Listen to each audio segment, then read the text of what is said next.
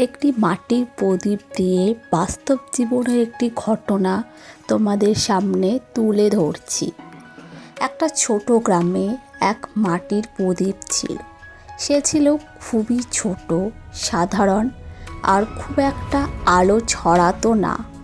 গ্রামের লোকেরা অনেক সময় তাকে অবহেলা করত। কেউ কেউ হাসতো আর বলতো, এই ছোট প্রদীপ দিয়ে কী হবে, এত কম আলো কিসের কাজে লাগবে। ছোট প্রদীপটি বুঝতো তার কাজ হলো আলো ছড়ানো, বড় বা ছোট হওয়া নয়। সে নীরবে জ্বলে থাকতো রাতের অন্ধকারে।